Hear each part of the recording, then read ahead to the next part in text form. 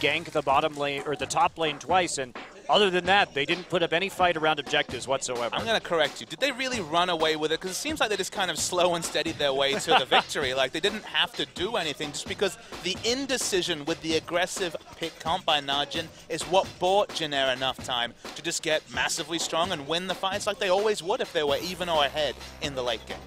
Well, hopefully Najin will mix it up this game. We'll see a more traditional Najin style. Twisted Fate and Lulu. Again, the bans from Najin, mFire, Azir. So will we see that Shen ban coming in? Of course, we have seen a lot of victories from Shen recently from Duke. And that has been a very nice pick for Najin, but also something that you would think would be great for Trace. So that's a true point. And the bans once again. 3 GBM champions. Trace can play the Lulu top. I imagine he can also have somewhat of a hand on the game plan. But let's be real, when it comes to Jin Air winning games, 3-0 on the Lulu, 1-0 on the Gangplank, 2-1 on Twisted Fate. These are all positive win ratio champions for GBM, and lots of respect bans coming through. As we're waiting for a last ban. It is Shen as the final ban. Okay, so the Shen, once again, this will leave up the Victor, this will leave up the Braum, and that is giving Kalista to OQ. Oh boy.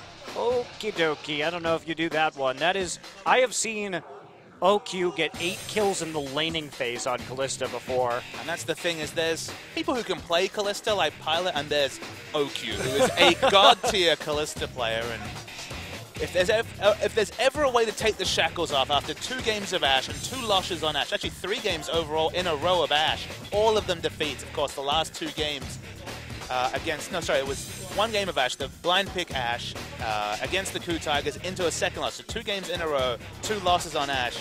Now going to be on the lane domain champion, and it feels like Jin Air. Honestly, Che did a great job roaming his cannon, but you have to take the cannon away. Because if you give OQ and Pure purely a 2v2 skirmishing lane, this combo, you will lose this lane. Yeah, and you can likely lose the game that way too, given the way that they are able to snowball. And they're not going to take it. They're going to grab the Braum and the Evelynn. Okay, so the Evelynn's the big curiosity because Rek'Sai is still available. If Watch wants to pick it up, and Rek'Sai, of course, has the Tremor Sense to actually have a lot more advanced information about Evelynn's movements than any other jungle choice, so it's strange to see such a high priority on the Evelynn. I feel like the identity of the rest of the draft will really put this together, because they could have denied away the cannon, and they could have just gone for some comfort picks, but they've really highly prioritized Evelynn. Yeah, that is... certainly it's a strong pick for Chaser, but that Rek'Sai is definitely coming in. Yeah. It's bread and butter, and control jungler. Also, we know that Watch likes to play Evelynn, and if you're Chaser, you'd think you could just counterpick him. And I would say, okay, what if there was a Shen available and you took Evelynn Shen, you just get a strong engage combo that way? I want to see what the line of thinking is, because there may be something special here for Jin Air. It's suspiciously early, Monty. Yeah, it really super suspiciously, because as you mentioned, Rek'Sai is available. Watch, honestly, was opting into Evelynn versus Rek'Sai for a lot of the earlier season and losing games left, right, and center to other Rek'Sai players. So odd to pick this champion with that available. Maybe it's a last pick choice. Maybe Jin Air's got something amazing for the mid lane, but very, very curious choice, because it doesn't even fit with the general Jin Air identity. This is mostly a poke team. Evelynn all about the all-in. 4 poke champions and an Evelynn. They don't go well together at all. Well, they are going to take the Ashe away and maybe go for some sort of super hard engage composition with multiple vectors of attack, but I think you grab the Victor right now. It is a safe mid laner. The Azir is banned. GBM, definitely one of his top champions. Oh boy. Oh boy. If that's locked in, we're only expecting it in mid lane, but Malphite priority makes sense. 3-game loss streak against Malphite for Najin mFire. This has certainly been the tonic champion for them in recent days, because of course, the Summon Bronzodia comp in the blind pick, the Malphite has been super strong against this team, and Duke hasn't really found an answer to deal with it in lane. Of course, did well on the Fiora, but couldn't parlay it into win, or in team fights. They've just really been susceptible to the hard initiate from Malphite. Very curious. The Thresh also coming in from Najin, so going for a more pick-based champion and not taking the cannon. Of course, Pure is a very good Thresh player, so that's not going to be too terribly much of a concern. It's worth noting that Chaser actually has a losing win rate on Evelynn. It's so suspicious. Yeah, what are they planning? Meanwhile, the Maokai maybe just the ultra tank top lane lock-in here from Duke. Duke had a really big run of Maokai. This is a player traditionally thought of as a poor user of teleport. He couldn't really put together, and wow, okay. It's going to be the Ryze mid for Goong. So line picking a mid laner goes for the Ryze, so not showing a lot of respect for GBM to be able to pressure him in lane. This is opting in, looking for a farm lane if you're going to pick up Ryze. And GBM, it's a pretty damn good time. For a lot of champs, it could have been the Yasuo with the Malphite synergy, but it's going to go back to the tried and true victor. Very curious. Well, Chaser can hit those flanks, and they have so very many engage options, but this basically relies on GBM getting a huge amount of AoE damage off in a team fight, because Ryze will be able to match him in that regard. It just doesn't really give us a window as to why the Evelynn. Why the Evelynn priority is so hard. There is other engaged junglers. Maybe Evelynn's the most reliable, because if the pink wards are certainly not there, you can come in from interesting angles, but to take it first rotation, still don't really get that one. I don't get it either. If you were going to go for the Yasuo, you could take the Gragas there instead. Sure. Jin Air, not a team that has shown high proficiency when it comes to engaging team fights or from flanking. And it just tips your hand. If you're picking Evelynn, you're probably not picking a poke comp, and if you are, you're not really putting it together that well. So it gave a lot of information to Najin to really round out this draft. Remember, Evelynn is not a champion that ganks mid so well. Ryze is looking pretty safe to farm it out. And where are the ganks going to come in? You can't gank top Maokai with Evelynn Malphite. Maybe you can get a kill on the bottom side with a good Ash Arrow, but that's about it. And that is going to be post 6 only.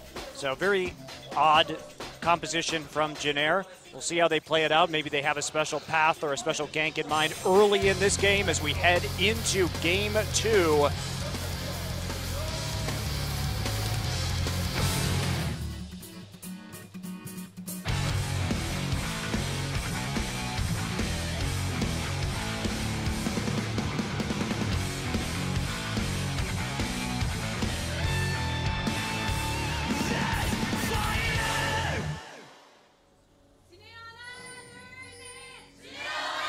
소환사의 협곡에 오신 것을 환영합니다.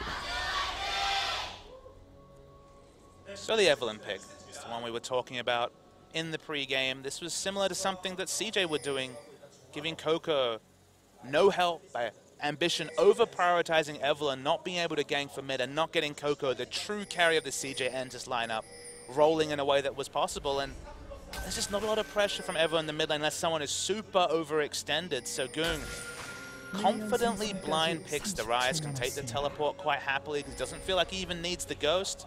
And now he's the one that wants to park himself on the blue side in the mid lane and just farm up like GBM was able to do in Gangplank in Game 1. Yeah, absolutely. Well, Goong actually, Ryze is one of his better win rate champions. He's 5-2 all-time. OQ 5-1 all-time on the Kalista. Very rarely gets that champion because of how much of a threat he and Pure are in that laning phase. So just on paper right now, you've got the early potential for the kills with that Thresh Kalista combination. You have a lot of freedom for Watch. He might be able to kill the Malphite in the top side with the Malphite or with the Maokai route there. And Goong happily scaling into that late game. So really like the composition from Najin here. See if Jin Air has some sort of answer, if they can actually surprise anybody with this Evelynn pick. We were wondering about the Thresh priority over the likes of Kennen, which was flashed by Jin Air early in the draft, then not selected in. Let's think about the champions. Obviously, in terms of 2v2, Kalista Thresh not quite as threatening as Kalista Kennen. What can Thresh do? Roam to the mid lane. So they've picked a weak mid laner who has an instant cast CC. We expect Kalista to have the lane pressure just because it's an Ashe lane. If this opens up space for Pure to roam, there is potentially kill pressure onto GBM. Maybe not with the cleanse up, but still, they do have the roaming advantage, what they got out of selecting Thresh rather than the Kennen they were certainly considering. Well, Jin Air will opt into this 2v2. Not really much information there early on, but taking the expected matchup. And so we get the standard lanes in standard places 2 games in a row. And here comes the cheese. He started red buff at the top side of the map, and now he's going to try for a very fast gank here onto the bottom side. Pure wasn't having it, didn't take the bait, didn't go in aggressively, but still could be punished. Now they do know that Chaser started in the top side, so they may be fooled by this, and they're going to go in. There's the flash, and they're trying to get OQ. Will they get the stun down? They're so close. They get the stun. Can they finish off the kill now? OQ backing off, and they're going to get it first blood over here. That was a tricky path by Chaser. And some vintage tasty cheese for Jin Air. Well, they had the cheese planned, I guess, so this must have been a specific red side strat. So now we know what the Evelyn was for. Now, could you have done that with a different jungler? Probably. I'm actually going to say no, Monte Cristo, just because of the nature of how E works, because it double strikes, so it applies, I believe, the passive twice, but it applies on hits. So, from what I understand about that interaction, that was pretty Eve-centric, but hey, look, they really reached for the Eve, and they made it work with the gank, given just the nature of Eve getting so close to lane with her invisibility, was pretty uniquely suited for. Right, and this is a specific red side strat. With Braum, especially. Yeah, with Braum. Again, not banning it out this time, first picking it on red side. So they baited, I mean, this is a good level of preparation. If we think about what went into that gank right there, it goes all the way back to picks and bans. They leave up Kalista, knowing that Najin will take it. They're on red side. They then select the Braum into it, as well as the Evelyn in the first round of the draft. Those were their primary picks, okay? Then they go to the red buff first. They make sure that Najin knows that they are taking the red buff because Malphite goes to leash and then teleports into the lane. Then they try and walk all the way across the map with Evelyn and commit 3 flashes to getting the first blood onto Pilot. Couldn't have gone better. This was entirely scripted by Jin Air coming into this game. The E giving attack speed just meant they were more likely to prop the concussive blows, and pick up the kill. So it looked optimistic, specifically when Braum flashed before Evelyn even revealed herself. But they picked up the kill. So look, if you're going to reach for Evelyn that early and make it work, credit to you. Yeah, absolutely. OQ and Pure were playing pretty passively there too. They weren't taking very many risks. And sometimes you can't deal with that kind of gank path and 3 people flashing on top of you so easily. Is Duke just going to kill him? There's the flash and okay, Trace gets away with that one. Najin should not be allowed to dive a Malphite. This is the second time we've seen this. First OQ, and now Duke. He just pathed around, and the attack move didn't actually go onto the Malphite, so he lived. Wow. Wow. Questions arise too is, would he be, even if he had gotten that kill, would he have lived? No. I don't think so. He had his flash up, but I don't think he was getting out of that one no matter what. So the Summon Bronzodia comp is about knockups for Yasuo. It's not about brain fades under turrets, but Malphite does tricky things to Najin mFire. Wow. Well, that happened. Yeah, that did happen. Very big mistake from Duke. And, I mean, Chaser was also on that side of the map to clean up in case anything went wrong, so not knowing where that Evelyn is. And they have no wards on Evelyn's camp right now. Basically, Najin is completely in the dark about the enemy jungle. Not much to say. Jin Air outfoxed them. The Evelyn pick paid off in the early gank, and Duke just went far too crazy in the turret dive. It was suspicious that he was doing so well on the turret. It was suspicious that Trace juked forward when he was on about 200 health, but really nicely put together. Baited out the W, flashed under turret, and Duke was at best going to get the 1-for-1. And I mean, I said it last game, say it again. Trace is really hard to kill in the laning phase. He's not a guy that goes down easy. He will always have several defensive options mapped out in his mind, and he's definitely one of the trickier top laners in this league to dive or to kill in that laning phase, because he will give up almost anything not to die. That's his MO. He's one of the best players I've ever seen at his turret going down and playing safe and making the best with a bad situation. Now, the criticism of a player like that is that he doesn't make the most when he's winning. Yeah. But this guy is the best laner I have seen in this league at getting denied. Yeah. Absolutely. It sounds like a backhanded comment, but it is actually. I mean, if he was on a different team, this is like the story of Jin Air. If they were on different teams, their players might fit. They're very good role players, but they just haven't worked together particularly well. All right, so we've already said GBM to Najin. Where should Trace go? Who needs a defensive-minded top lane? Because that's the thing, is it doesn't feel like the meta supports a player who can only play that. You look at someone like Marin, where the big criticism was, can you play carry champions? Now he only kind of plays, I want to say off carries, but champions like Fizz, you know, Trinity Force carries. He's not really a Riven player, but is there really a place for a very reliable tank. Which team needs this defensive-minded player? Because one doesn't really jump to mind. Maybe CJ Entus? They sort of already have one in Shy, though. Trace is better than Shy. That's true. That is true. So CJ, I think, would be the most logical place for him, but you're right. There's not really a standout team for this kind of player right now. And GBM just going to straight up steal it with a Death Ray. He just punked him. Like, there was not even a ward there. Nope. Wow. Line steal. He just used Goong's timing to try and get that Death Ray in, and he made it around first and had the longer range ability. You know those days where everything just goes your way? He knows one of those days because it's right now. GBM's thinking, I woke up on the right side of the bed this morning, and there's the Agony's Embrace coming in. Chaser will get locked down by the Rune Priest. They're going to try and turn this around. Chaser has to flash out as Watch shows up in the mid lane. Maybe a little bit of an over-ambitious gank right there. Probably not going to kill that Rise, just running straight at him. Let's be fair, we probably would have said the same thing in bot lane if that level 1 gank or level 2 gank had gone awry as well. But you're right, overreaching a little bit as the arrow hits. Yep, 100% hit rate. So far in this game. So Pilot already reaching the same number of arrows hit as OQ did in the last game. Oh. Calm down, Monte Cristo. Hey, it's just statistics, man. Stats can't be Stats mean. can hurt, you know. Sticks and stones may break my bones, they say, but the words are stinging this time. So back to the mid lane, Goong running that TP on the Rise just to maximize his farm, make sure he can get that tier stacked up as fast as he is able. I'm getting worried, Monte Cristo. I'm getting worried about teleport mid lanes. I know why people do it, but I don't want to see a meta where both solo lanes take teleport. I really hope that Ignite sticks around because, you know, people would have said, oh, teleport Ignite, whichever one fits your playstyle is fine about top lane teleports a couple of years ago. I hope this is just a fleeting situational thing because, man, double TP is fun, but every game it would get tiring. Yeah, and also it results in these crazy 5v5 bot lane plays at the drop of a hat, which is somewhat entertaining from time to time, but... Sure, as an option, as a flex, sure, but if it becomes 4 teleports a game, then some Shens and stuff, I'm gonna lose it. I don't think it will, Baba Smithy, just because there's always that chance to dive in mid lane, and leaving the mid lane has very real consequences if the other team pushes down that mid lane turret. So it is a little bit riskier than the top lane. Yeah, this is just a premonition of a really horrible future. Is that your gift? You just, the only futures you can see are the darkest possible timelines? I only see depressing matters.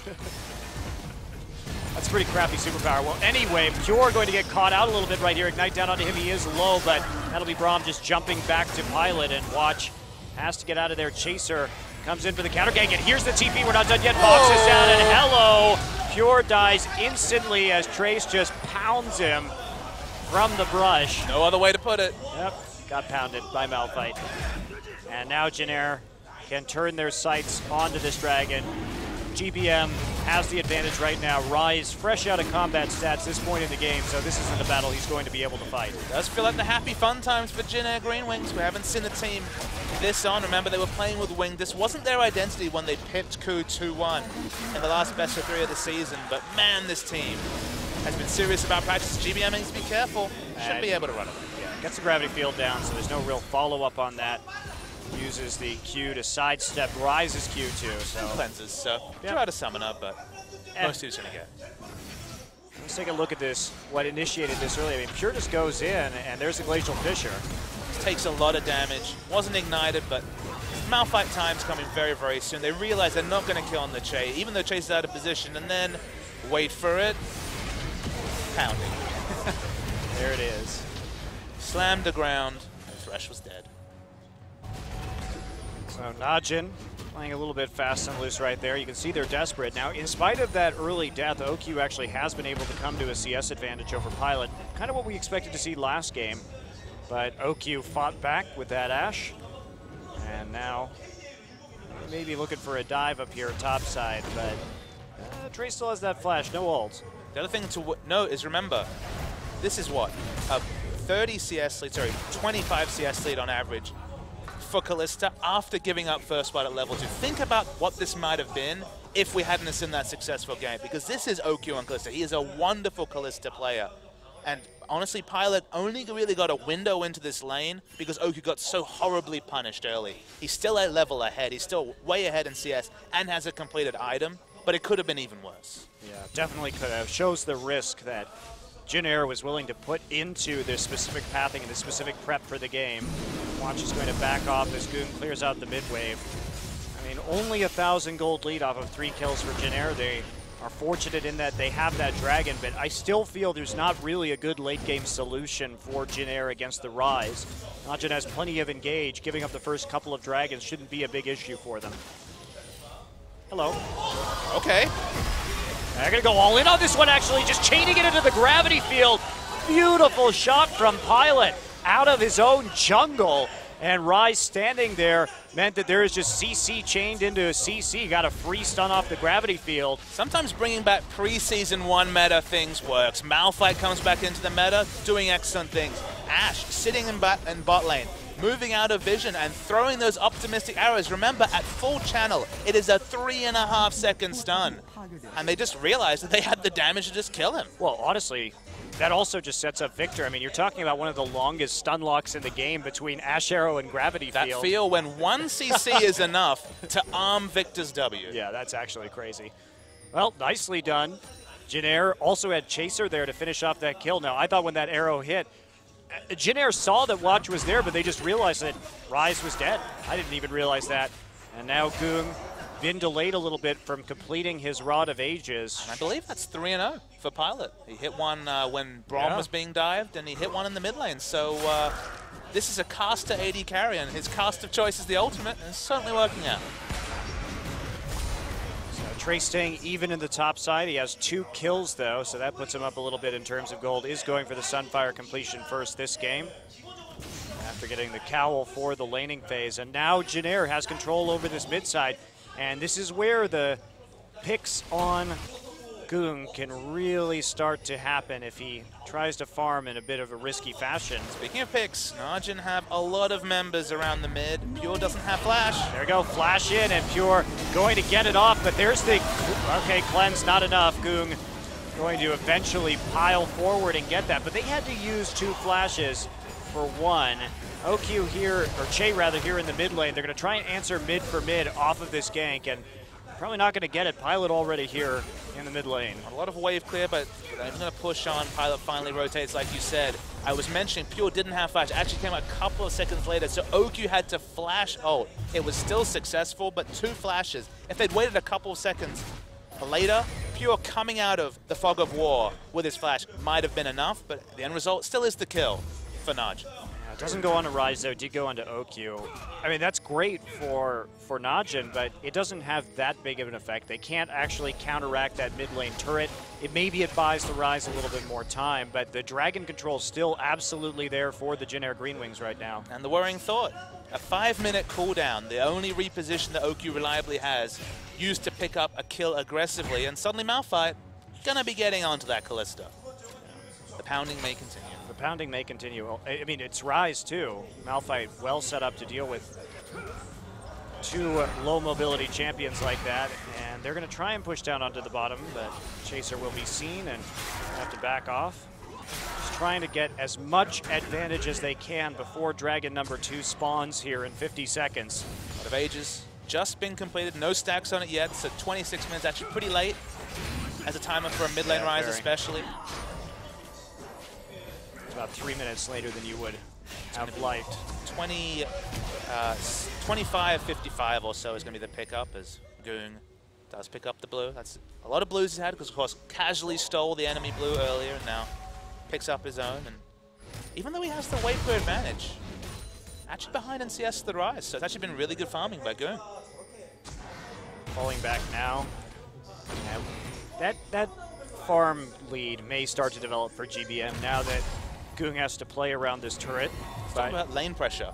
mFire had a lot of lane pressure. You can see him pushing up aggressively in the top. At this point, they have huge landslide pressure having taken the turret in the mid lane. Only OQ is providing them pressure on this map with how ahead he is in the bot. And it'll be interesting to see if GBM and the rest of Jin Air just want to end this laning phase, because it's been a painful one for Pilot in the bot lane. One more push here on the turret while the Dragon is live. Chaser just going to auto it to get it down as fast as possible. They're going to grab it and then transition immediately into that Dragon. Pilot gets the solo gold. And exactly what they want. They want to get Pilot out of a bad laning phase and use the Ashe utility. Okay, her damage won't be comparable to that of OQ until a couple of items more are completed, but the utility is what she's picked for. So ending the laning phase. And again, only behind 17. Not bad for Ashe. Look at this. Chaser looking for a possible flank right here. They don't really have much follow-up. Ashe arrow. Yeah, but not probably enough damage there to really do much in the end. And they're not actually going to go for the Dragon right away. Chaser deciding to back alongside Pilot. Pilot picks up some Berserker's Greaves, but playing it pretty passively around these Dragon stacks. I'm not sure that's the best idea for Jin Air right now, considering what the firepower that Najin has in the late game. Remains to be seen. The Berserker's Greaves suggests to me that, you know, the flat movement speed, of course, the big stat that you get there alongside the attack speed. So just some rotational play with the Ashe. They never want to have a situation where she's splitting farm in the side lanes to Callista. There's so much kill pressure, especially when Flash is up for OQ in the 1v1. So getting those boots too helps you rotate around the Dragon, around the lanes, just push and use your 600 range to pick up objectives safely. They want to get the Dragons going, but as you mentioned, you know, 4 Dragons from now, we're still talking about at least another 18 minutes into the game, so we're still talking about 37 minutes for a 5th Dragon, and then no guarantee to pick this one up. There's not. And here comes the TP from Duke on the backside. They're going to get the Dragon. Will Che pay for it? Glacial Fisher comes down. He's going to jump back to GBM, and they will disengage. Watch is going to try and re-engage. Nice knock-up. There's a Lantern to pull him back, but they have to be so careful about Trace going in that they have to back off immediately. Couldn't quite pick up the kill. Yeah, Jin Air very clearly did not have a call to go in. There was multiple times the flash ult could have come out from Trace, but they don't pull the trigger. They knew that Che was 2 DPS down, no ultimate to be able to come into the fight. So smart shot calling from Jin Air. They got the objective, although now just chesting out that arrow. Watch Will dodge away with his tunnel, sees it, so they don't get the pick. Again, GBM had everything to unload on the enemy. Duke returns to the top lane. And that'll be mFire following in his wake up the river. Itemizing much more simple against mFire. Needs a bit of magic resist, and then can pick up the Sunfire. This is the core item for mFire, between E and the Sunfire burning. Excellent wave clear. Not instant, but fast enough. Very much comparable to what mFire gets from his base, high base values. As I see you interested in an item purchase. Yeah, the Void Staff here, very intriguing early on from GBM, especially considering there's not a lot of magic resist yet to make that item particularly efficient. Perhaps they just want to kill mFire. Possible. He's the only person with the magic resist. If mFire dives in at the moment, Pilot doesn't have anywhere near the damage needed to take down mFire. Even though he's not itemized for armor yet, does have a lot of health, so it will help them in that situation. It can be a good purchase early. We can see Faker rush this item. Not so much this season, but he has done it in the past. But Mercury treads into the Void Star. Certainly not the top DPS build coming through from Victor. Oh, and Duke baiting him in a little bit here. Trace actually just going to get bound and has to ultimate out. He does have his flash, so there's no real kill pressure there. And pure hooked a minion because the minion wave was still there, so couldn't actually get the lockdown onto Trace. Probably still would have lived with the likes of the flash and the ult available. You can see that Najin really committed to take this outer turret. It gives Pilot more happy free time to farm. Wow, they're committing 4 people for the outer, and now they have to deal with Victor on this mid lane tier 2. Perhaps a bit of a mistake. Watch kind of unnecessarily showed himself on that top side too. Goon gonna pop his ultimate, deal some damage to Che, but they're not even going to get the top turret in the end because Trace sticks around, still had full HP. I really like what Che did. So he took free damage, but what he did was use the Unbreakable to block the Rise spells, keep the minion wave alive, and it got them half health on the inner turret. So half health on the inner turret for half health in your support. Easy trade. Yeah, very easy indeed, and makes you wonder why there was such a commitment from Najin. Certainly with no Dragon they could do that. Oki going to try round 2 right here. Does get the Blade of the Ruined King active off. Trace is not going to die to this though. He's going to walk away. Takes what? Just over a quarter of his health. Seems happy. Walks away. OQ just keeps piling on farm. This is an OQ build. He's not going for the Hurricane. Honestly, with the backline threat of the mFire, the Ashe, potentially even the concussive blows from Braum, there just isn't likely to be that scenario where he's free hitting the backline, spreading the AoE. But it's still takes away from the 2-item spike that Kalista's so known for between the likes of either the Bloodthirst or the Blade of the Ruined King into that Hurricane.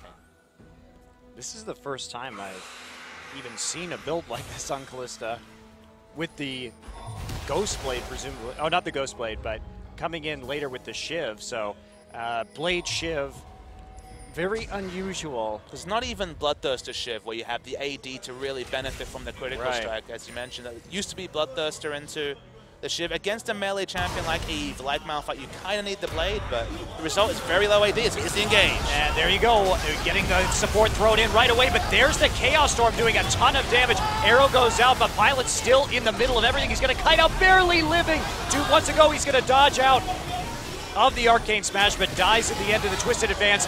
Trying to turn it around right now. Watch, he'll go down to the Death Ray, and that is a 2 for 4 in favor of Jin Air. And Najin used everything to account for the Ashe, which meant that GBM with blue buff just kiting his way around the outside, doing lots of consistent damage. The Magic is not there, would have been shredded by the Void Staff, and Trace is the front line this team desperately needs to just try and dissuade Goon from any sort of all-in.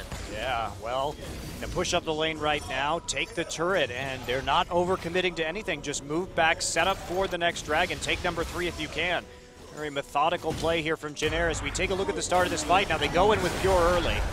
Big initiation play. It's been used so often this ultimate, the Fate's Call for initiation. But OQ on the backside just isn't able to do damage and then is stunned up, so the arrow hits a very premium member. While Pilot eventually falls, so much is used, even the flash from Duke for it, and GBM just kiting around the backside, using his spells, short cooldowns on those between the blue buff and his runes, and just doing damage unheralded. Yeah, and that right there too. GBM had the perfect positioning to actually finish off OQ after he got hit by the arrow too. Just right on the side of the fight under no threat whatsoever, so he was free to just walk into the back line.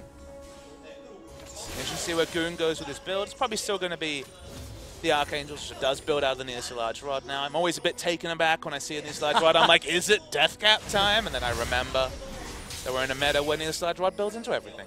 Absolutely everything. Got to make that build as efficient as possible. Archangels, Rylai's, everything. It's not really needlessly large anymore, is it, if it just is needed for everything? Requirably large. Yes. Sufficiently large, Broad. Not sufficiently large, it is mandatorily large. Now, dragging up in 3 should be an easy take for Jin Air. Move over to this objective, and Pilot looks like he'll be left mostly to his own devices there with the help of Chaser, and meanwhile the rest of his team just controlling the mid lane. Now GBM, Duke does Watch have his face checking this. They have to be real careful. They just don't have wards for even any sort of teleport play, so no hope for another game where 3 dragons goes unanswered for Jin Air. Well, Najin hasn't had any wards around Dragon in either of these 2 games yet. Have they taken the dragon? No. Their setup has been very poor this entire series so far.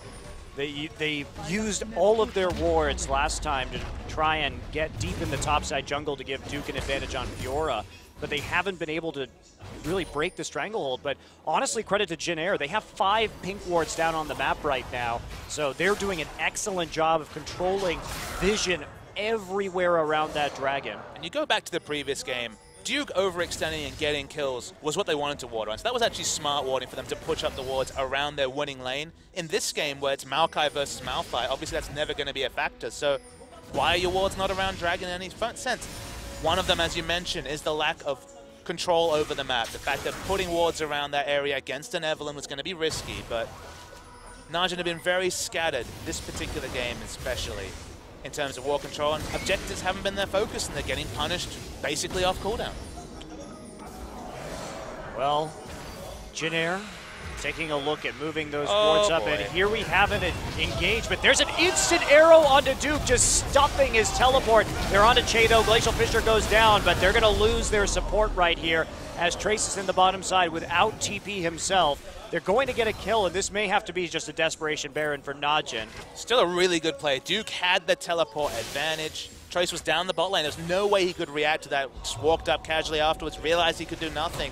Good aggressive teleport play from Duke. This is what he's added to his game in the second half of the season. He played 7 games in a row of Maokai, and I speculated, okay, this is his teleport training wheels. Just showing that the training wheels, he's graduated. He's got his own motorcycle now, and it got them a pick onto the Brom. Are you implying that there are training wheels for motorcycles? I guess that's what I said. Let's go with it. You don't have a motorcycle license. You don't know. Neither do you, Papa Smith. That's true. Neither do you. That's true. We'll have to ask Irvington about that one. His license is cheap. Well, Jin Air comes in around this Baron right now, just going to clear out these wards, but you know, it has to be said, not sure Najin's picked up a couple kills here and there, but there hasn't been any translation into objective. There really hasn't been any translation into vision control from them either. It's been easily cleared out by the mass of pink wards that Jin Air keeps cycling around the map. I've worked it out. I know what's wrong with Najin. It's mFire. mFire saps all their ability to play reasoned League of Legends. Case in point, their last 4 games have been against mFire, and they've face-checked bushes, they've grouped up for mFire Yasuo ults, they've played poor objective League of Legends this series. He sapped all their powers. Well, maybe he's made out of Najinite, you know? Najinite. Najinite. So because, a bit like kryptonite. You know, kryptonite, right? So you have Superman's from Krypton, yet kryptonite is his weakness. So therefore, Najin is from Najin. Therefore, Najinite must be their weakness. Okay. I got it. You nailed it. Well, it does seem to be their kryptonite for sure, because it puts this in so many different ways. Okay, I can understand mFire being pulled from nowhere in the meta, from basically never really being a stable pick. It surprised them. They played very poorly against Ku in Game 2. And they were surprised by the Yasuo the Yasuo and mFire synergy. They lost the blind pick game. Blind pick games, you know, they can go left or right, but this series as well, it's just been a really poor run of form. It's 4 pretty damn poor performances from Najin in a row. They're still in this game. You know, we could talk about Najin's poor performance, but they're only 2K back and they have a rise. So it's still possible, but Jin Air's Dragon Stack is going to make this very difficult. The Duke face checking also going to make it very difficult, as he's just going to get stunned and locked down 100% by the Braum passive. And that will go ahead and be a Baron right there. Trace just zoning out the backline with his Malphite ultimate as they finish off the kill. He wanted to get in the picture for the replay. Missing everyone with his ultimate. Doesn't look good. But was unnecessary in that situation. Oku's put together a nice build, but it is fiercely single target. You could argue it's a little bit better at dealing with killing Malphite, but without an Infinity Edge, you're not killing any Malphite anytime soon. And even then, it's going to be an exercise in frustration. Yeah. I mean, this Malphite right now, interestingly going for more of a MR build, but against the Rise, it does make sense. Also, that Abyssal Scepter going to help out GBM a lot as the primary damage source. Sunfire Abyssal, it's always been the call for Malphite. A bit like I feel Marin in the Champs Final on Maokai was slipping in Hunting Guide, slipping in Abyssal. Okay, in a different situation where his team was well ahead. Champions with high base values in this situation, when he's helping out Evelynn and Victor, whenever you can fit in the Abyssal Scepter and you're ahead, you feel pretty good about it. Well, Deathcap finally done for GBM right now, so a bit of a late timing on that item, but that's going to be a big, big difference in his damage. Still no upgraded sweeping lens on Watch, curiously enough. It's probably contributing to Najin's trouble in the vision control game, although they have gotten numerous other wards down right now. And you know, this next Dragon fight may actually decide who takes this game, because if you let Jin Air get to 4 right here in your Najin, you are in dire straits.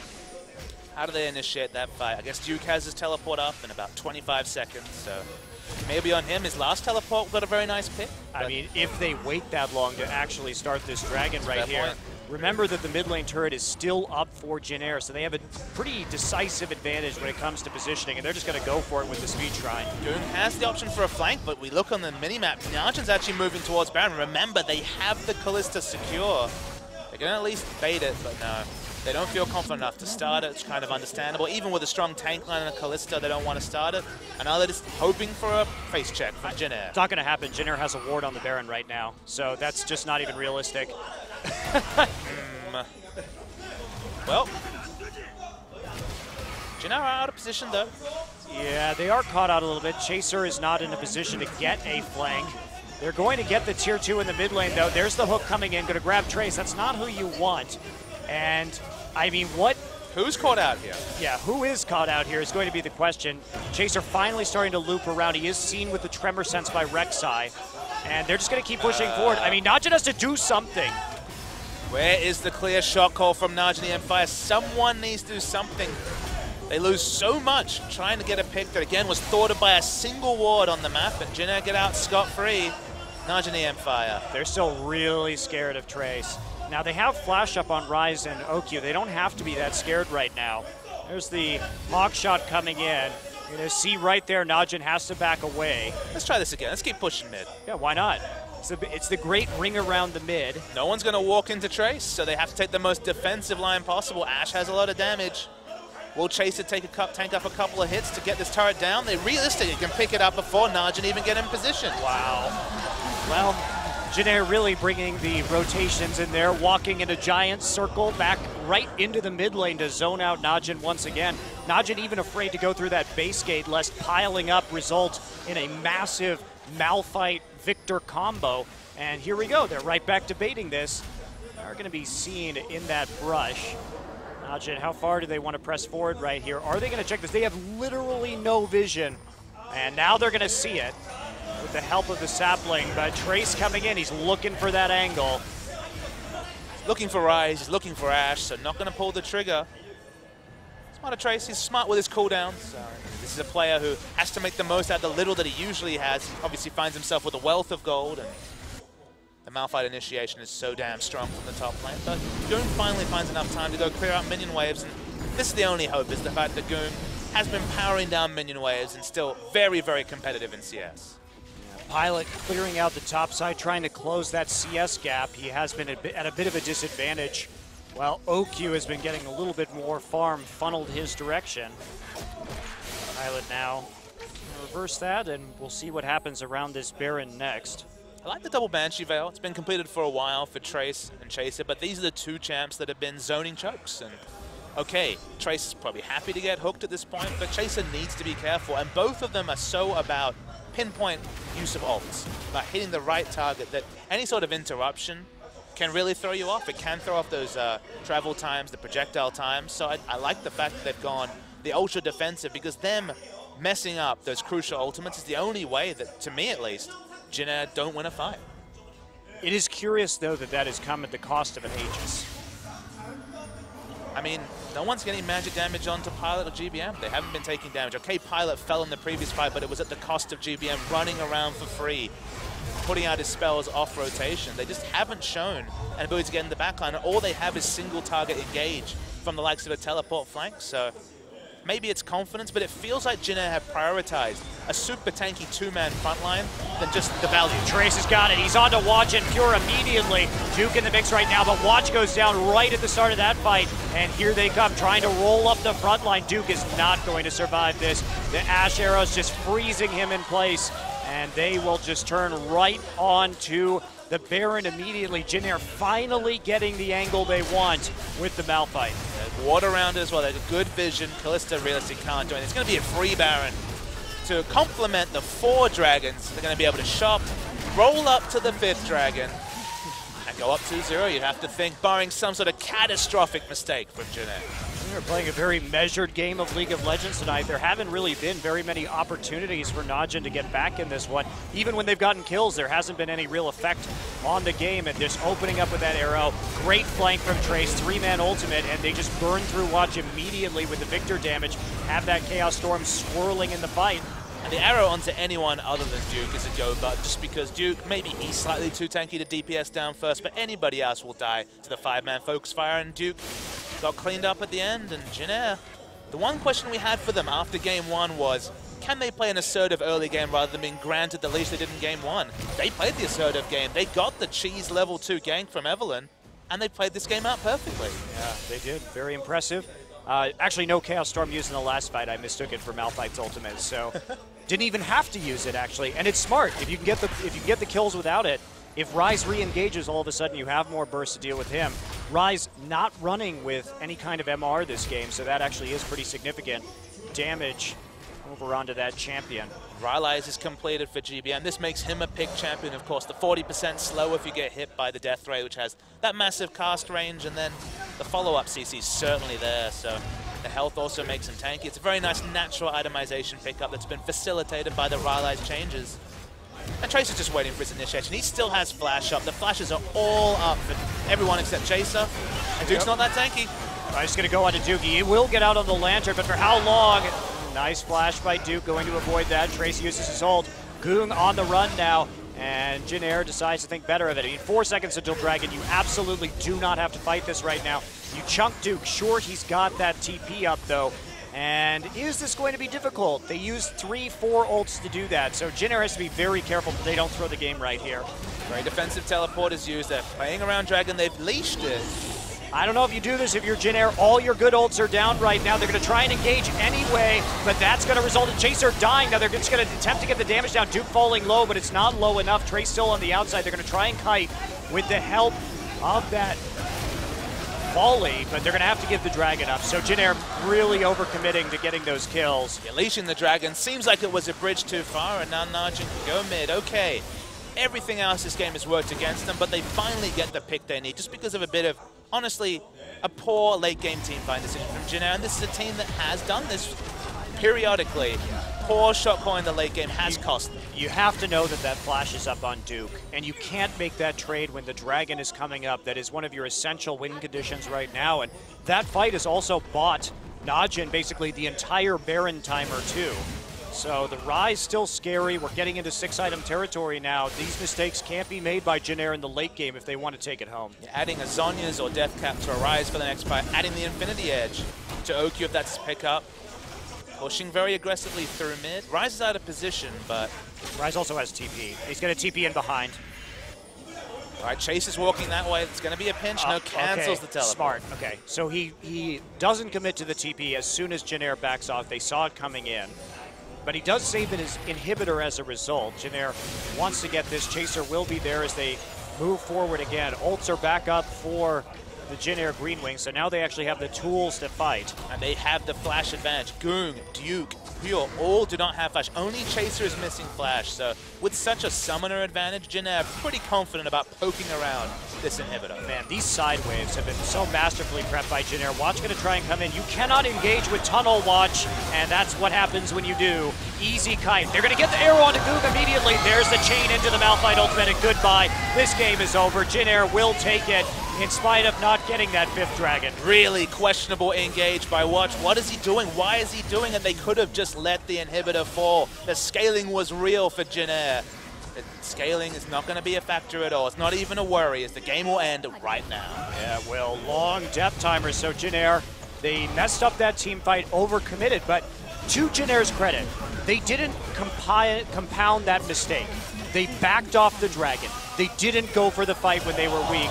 And there you go, ace onto OQ, but that'll be Pilot paying for it, and that is a 2-0 lead now for Jin Air.